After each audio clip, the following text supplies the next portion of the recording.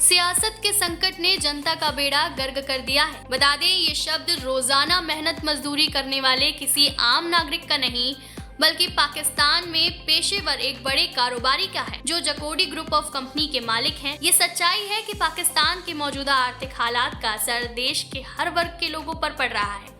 बिगड़ती अर्थव्यवस्था के लिए लोग देश के वर्तमान सियासी संकट को जिम्मेदार ठहराते हैं, लेकिन क्या नेता भी ये मानते हैं कि बिगड़ते हालात के जिम्मेदार वे खुद हैं, या इसके लिए सत्ता खुद को जिम्मेदार ठहराती है? जाहिर तौर पर पाकिस्तान की आर्थिक स्थिति की जिम्मेदारी लेने के लिए कोई भी तैयार नहीं है। बता दें, आयुब पेशेवर में इंपोर्ट और एक्सपोर्ट का काम करते हैं।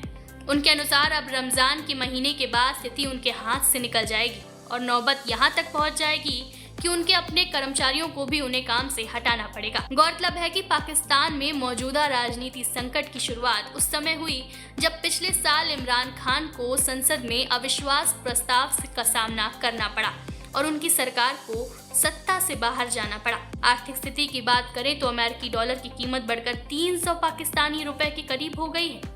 वहीं देश में महंगाई के दर में रिकॉर्ड इजाफा हुआ है। बता दें, मार्च 2023 में महंगाई की दर 86% तक पहुंच चुकी थी। हालात इस मोड़ पर खड़े हैं कि अब आम लोग आटे के एक थैले के लिए भी कई घंटे कतार में खड़े नजर आते हैं। रोटी के लिए लंबी लाइनों में भगदड़ मचने से अब तक कई लोग अपनी जान तक गंवा चुके हैं। मगर ये सवाल जब नेताओं के सामने रखा जाता है तो उनके जवाब में कहीं कोई जिम्मेदारी लेता नजर नहीं आता। उल्टा एक दूसरे पर आरोप और प्रत्यारोप का दौर शुरू हो जाता है। बता दें, विदेश मंत्री बिलावल भुट्टो ने हाल ही में एक राष्ट्रीय असेंबली में खुलकर एस्टेब्लिशमेंट को निशाना बनाया था।